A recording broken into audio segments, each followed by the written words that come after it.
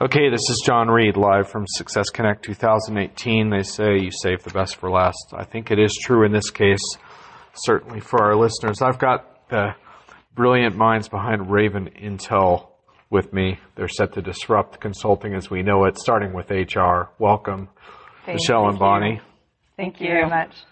And you guys have had a big day because you had a big announcement and competition. Tell us about that. Yeah, we did. Very exciting. Today, officially, Raven Intel opened. We have been building our platform full-time for the past 6 months, and very exciting. Today was our big launch at the HR Technology Show. We had a chance to talk about our business at the Startup Pitch Fest. We had over about, I would say, like 200 people there. It was a really high interest, sort of event that Pitch Fest was. And so it went really well. I mean, we had a lot of tough competition there. And it was really exciting to be part.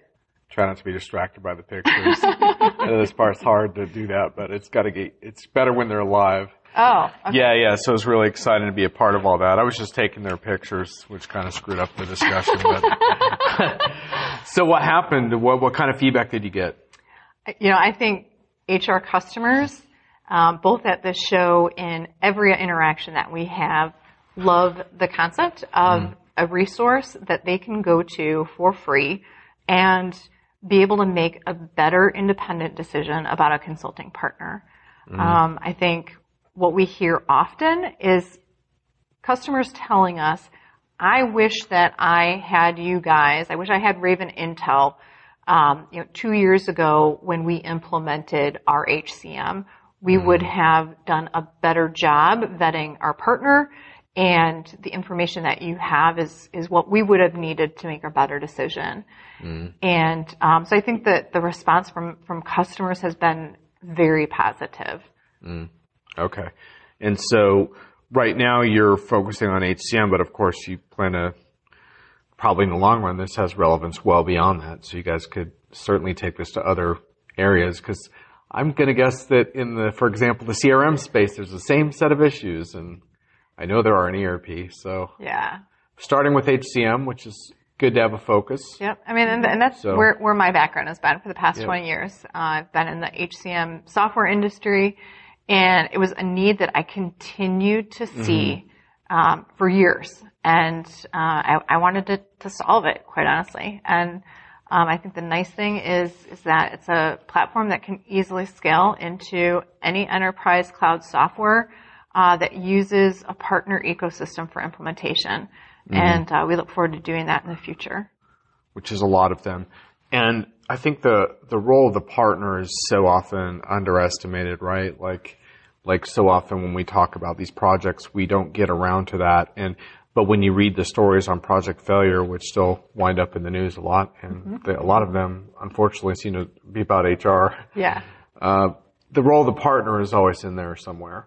And I have this view that I think it's sort of getting more challenging now, because the whole point of these kind of projects is, this is way more than just payroll now. This is about transforming your business. This is about, winning over talent. This is about managing diverse workforces, some of whom are not even your employees. And I heard someone say the other day, software is changing and everything's changing, but the partners haven't changed, right? And I think a lot of times partners are chosen based on silly reasons, like they won certain awards that, frankly, are handed out like candy, or they just have brand name recognition. And, to me, evaluating partners is really important and hard to do. Yeah. And I guess that's why you guys are doing what you're doing. Yeah. And I'll tell you what's also antiquated and really inefficient is the way that customers do partner selection. I mean, that process is absolutely outdated, and customers can't easily get through an evaluation and really, effectively invite a number of options and evaluate a number of options to get a competitive look at what is available, because the process is just so antiquated. And that's another piece of what we do, is streamline that process and really aggregate lots of sources of information in one single place to make it easy for a customer to quickly make that decision. Cool. So as of today, as of whenever someone's hearing this podcast, an HCM customer evaluating partners can reach out to you, and what will they get? Yeah. So they can go to ravenintel.com, Okay. and they can easily search by software the various partners qualified to do implementations or project work on that particular software. They can look at individual consulting firms and see the ratings that they've gotten from other projects. So customers will come out and do reviews on a consulting firm on previous project work. And that's what's very important to customers, is to be able to see those real life examples and that unfiltered voice of the customer. So all of that is free to the customer. In addition to that, the quote process is something that we absolutely handle and make more efficient for a customer. So a customer can come to us and say, hey, I have a project, I want to implement SuccessFactors or Workday or any number of the cloud HCM systems, and we will streamline the quote process for them.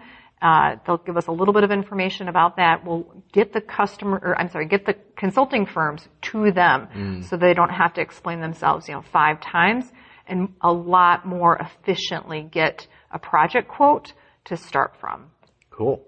And by the way, just for our listeners, if it's not clear, like this was a big HR week, so this is no coincidence. This is happening now because we're actually taping it at the SuccessFactors show, but there's a big Workday show this week, and there's also the HR Tech.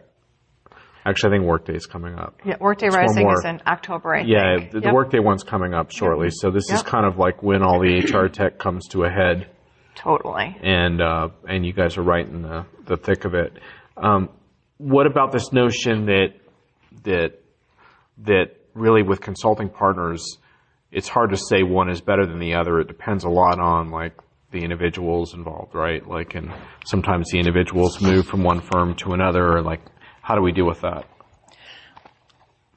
Sure. Yeah, Michelle's stepping up for this question. Definitely consultants move from one firm to another. And in the review process, we have a way that a single consultant can be commended for their work on a project. On the other hand, we feel that even if consultants move from firm to firm, the firm should be standing behind that project, regardless if the consultant has moved on. Yeah, and we also find that teams make the difference. One thing that really signals the likelihood of customers being unhappy is if the team is switched from what they were expecting. We've heard the term bait and switch multiple times, and we know that that's going to end up being an unhappy customer. Sure. And you guys have actually compiled some data, so you started to expose the aggregate view of what you're learning. I have here a State of HCM Implementation report, which is available on your website. Yes, it is. What kinds of things stood out to you from this? There's a lot to absorb here. Yeah, I mean, I think one of the biggest overall findings is that the state of HCM implementation customer satisfaction is actually a little lower than it is for the airline industry overall. So, Ouch. yes, ouch. It's about equivalent with cable companies. Oh boy. But I mean, that said, there are bright spots for sure. On our website, we certainly have firms that are doing great work for their customers, and it's clear from the ratings and from the feedback that their customers are willing to give that they're doing fantastic work. Mm-hmm. Mm-hmm. And I suppose that's one of the interesting things that's going to come out in your work is which companies are excelling, and that may be a hard pill for some of them to swallow, but hopefully that's tough love that they will put to work. We hope that it highlights the good work that companies are doing and maybe helps companies also understand perhaps what their pitfalls are or what the things that bother their customers, and gives them an opportunity for growth and improvement. And, I think one of the things that we, talk about with the consulting firms is that, one negative review does not define a body of work. Mm-hmm. And so, what we really seek to do is get, enough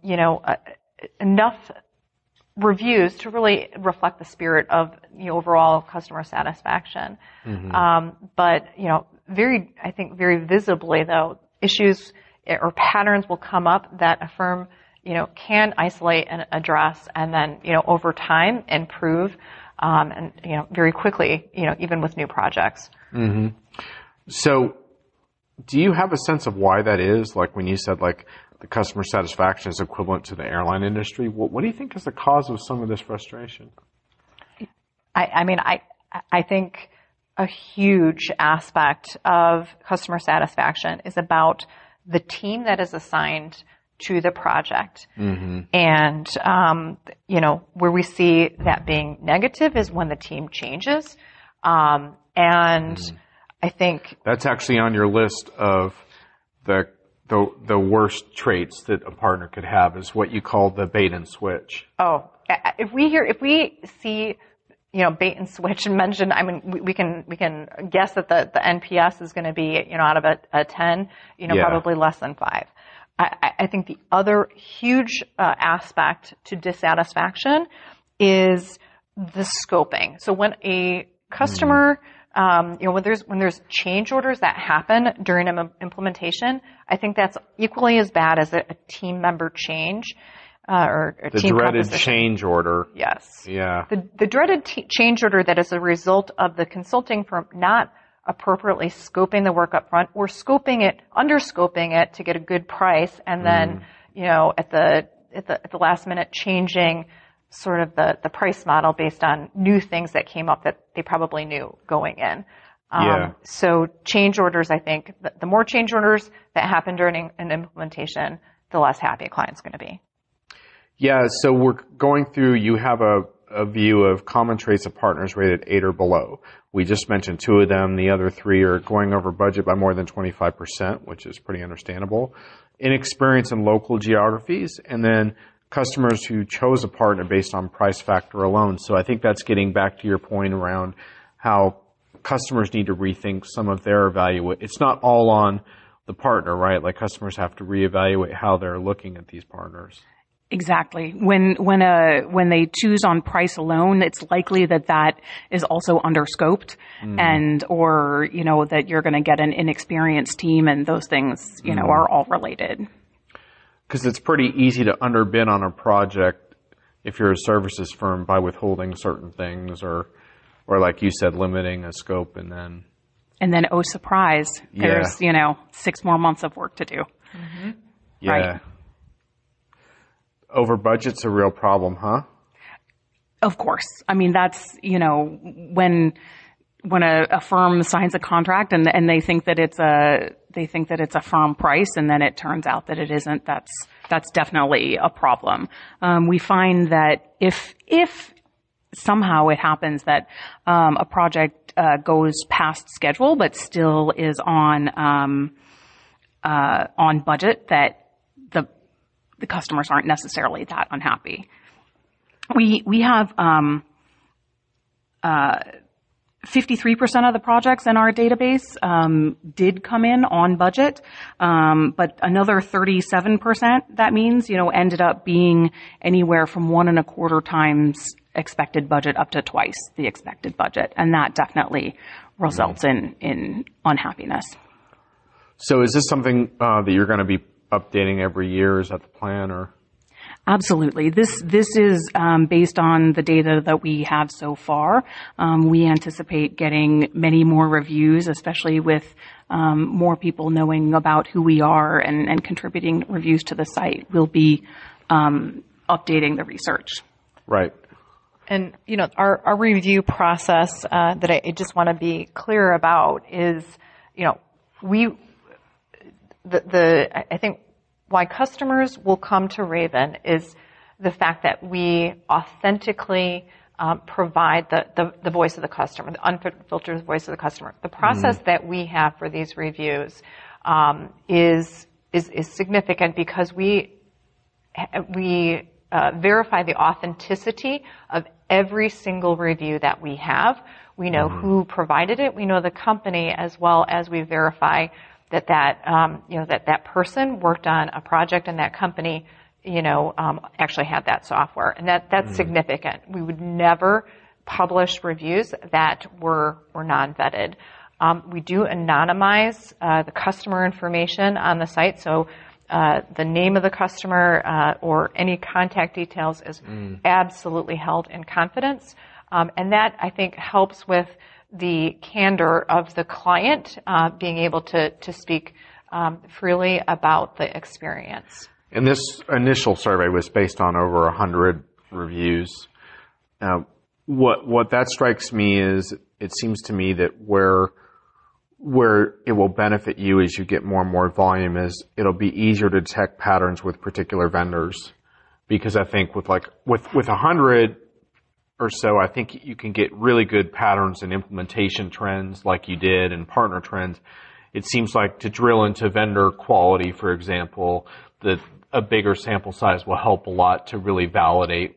This is just I'm riffing on this at the moment. I don't know what you think, but it seems to me that will really help you. I think that we have what we feel is, initially a statistically significant, sample to reflect, really a good amount of experiences. Where we think that the data will head in the future will provide a dynamic look and a changing look at how things change over time. Partners change, implementations change, products change, that will impact the success of projects. And so absolutely, this information that we have is dynamic. And what we really seek to be is the knowledge base, essentially, on what makes a good project. And we feel confident that our data set is going to reflect that dynamically over time. And every site like this has to come up with a business model to figure out how you're going to, you want to have integrity to your data and your surveys, but how are you going to fund this? So what did you come up with? Right. So the site is free to HR customers. Yeah. It is free for SIs or consulting firms to be listed on the site as well. In terms of the enhanced model, though, that is monetized, firms can have advertising throughout the site that they can pay for. I do want to be clear. We do not have any model that would ever allow for a firm to change reviews or allow us to present the information in any other way than is exactly reflective of the reviews that we get for that firm.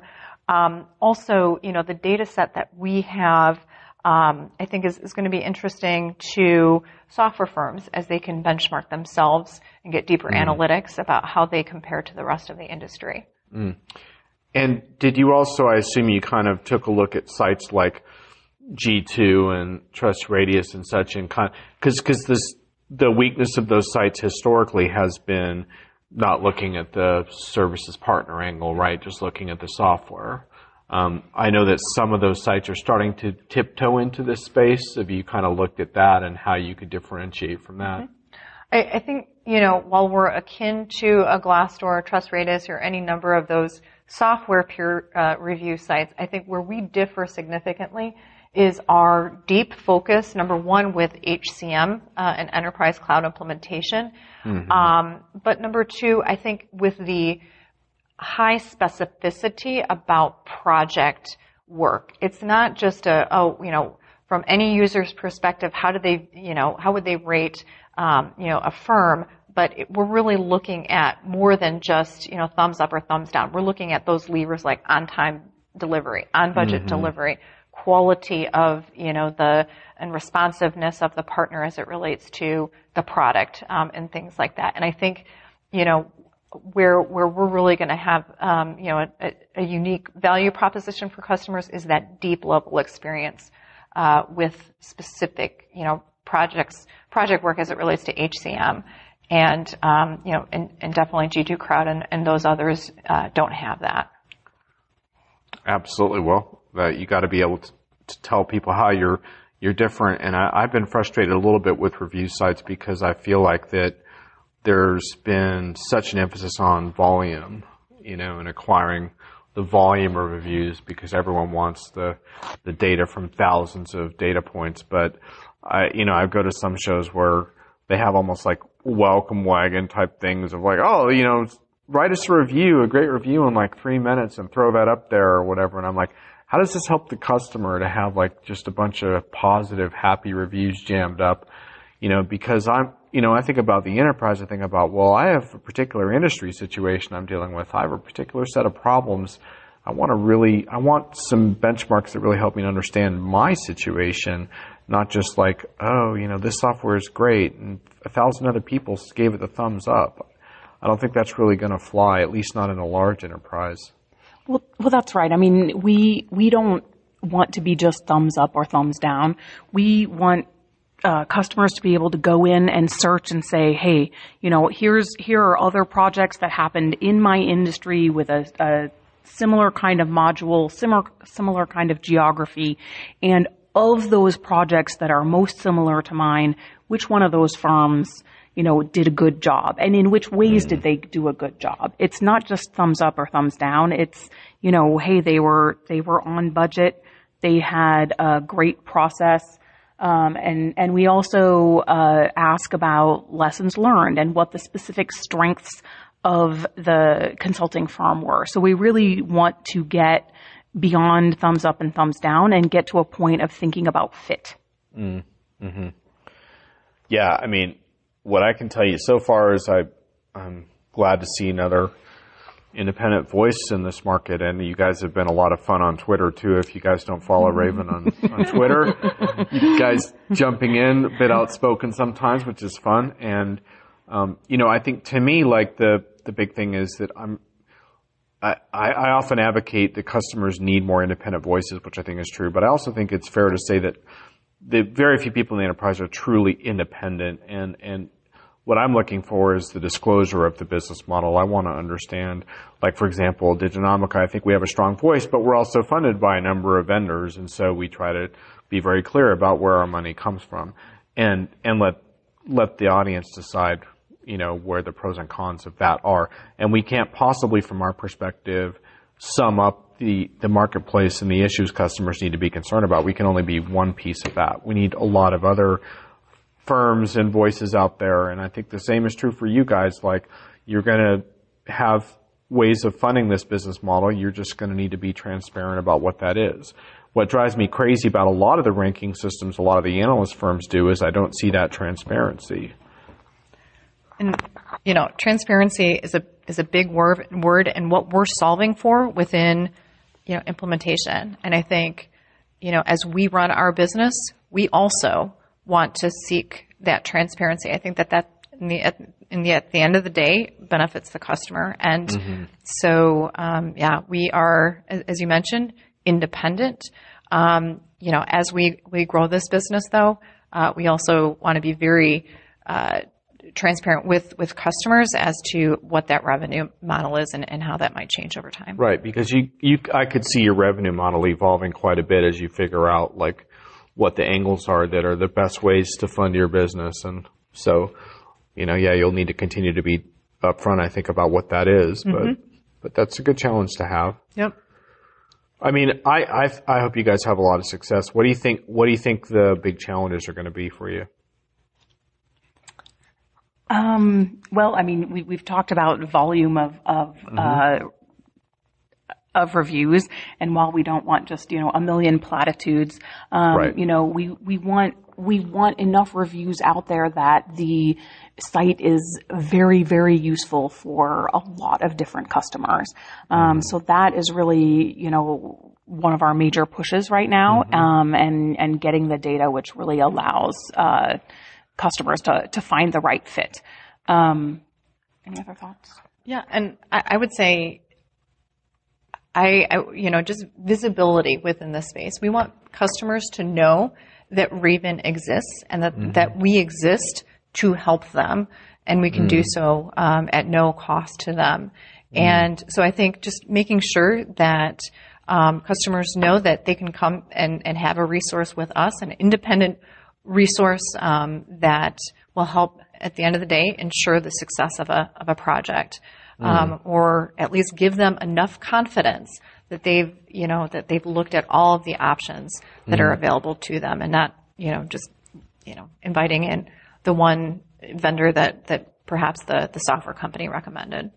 Yeah, and it makes me wonder if that wouldn't eventually become part of your business model for more extended consulting with customers who might want a more independent advisor. I'm just throwing that out there. You probably thought through this already and come up with ideas about that, but it makes me wonder, because personally, my goal for you would be to see as much of your funding come outside of vendors as you can possibly do, but I guess you'll figure it out over time. Yeah.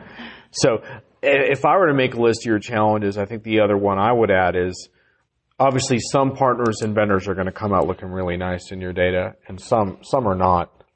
And I think the ones that are not are going to be interesting challenges for you as far as how you're going to relate to those individuals.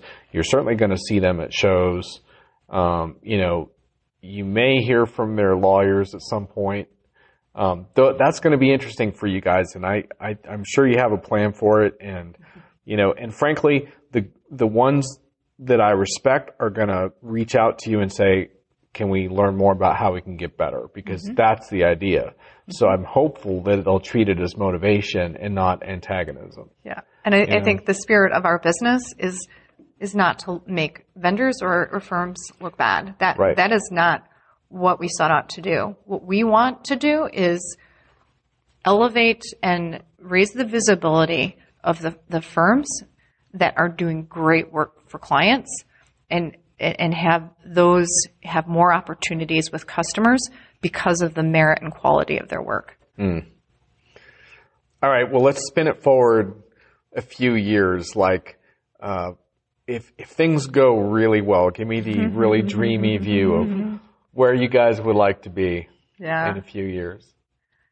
Well, I would say that, what we'd love is to be the independent voice within HCM about all things implementation. I think that would be, cool. That is really where our goal is. And I think once we feel that we have done that effectively, and created a model, I think then we can very confidently look at other markets, like Salesforce.com or Cloud ERP in the future. But, we're not moving there just yet. We want to make sure that we have this model working and then move to those and scale to those others. Cool. Is there anything else you want? Yeah, no, I think that's exactly right. Great. Yep. We want to be laser focused and go deep before we go broad. Makes sense. Anything else you guys want to talk about? It's been a fun conversation for me. But it's late in the day. We're all a little tired, but anything else? Podcasts are supposed to be a little informal, so anything else you want to get into that we didn't cover? Gosh, I think we've covered a lot. Yes, a lot of ground. We sure have. What was your favorite thing in Vegas? My favorite thing? Well, I'm only like a little bit into my travels here this time. I arrived at 3 a.m. last night. But my favorite thing in the Aria Hotel was the juice bar. I got some fresh green pressed vegetable juice. That was nice. Probably the highlight of my hungover morning from my flight. Perfect.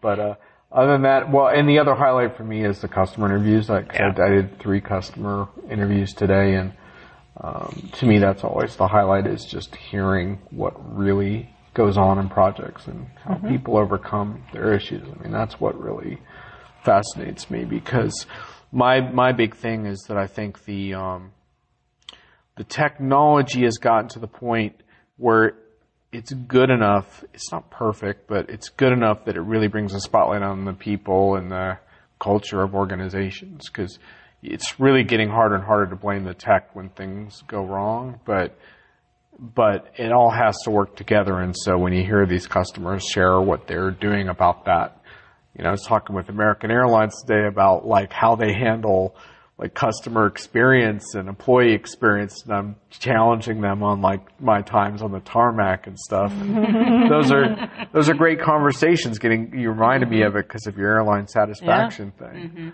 and just to hear what they're trying to do about that, and is like super interesting because they can't just throw technology at that problem. Because when I'm stuck on a tarmac with some flight attendants, they can't throw success factors or workday at me or whatever it is. It's still ultimately it's still a human being that I'm dealing with. Yeah. And that's to me what it's all about, is figure out how it all works together. And the implementation partner, of course, is a really fascinating part of that. And this isn't a conversation for another time, but I think I'm fascinated by this notion of how partners need to transform to keep step with all of that. Yeah. And I think your data points to some of the problems there, and that's a really good conversation to have. So maybe we can have that in the future as you compile more information. Yeah, We would love that. Yeah, that'd be awesome. All right, well, officially good luck and congrats on the launch, and hopefully make waves. And women disrupting tech is always great, right? Absolutely. So evil plans for the win. All right, well, let's John, go thank do you. something Yeah. fun. Thanks for joining me. Thanks, John. All right.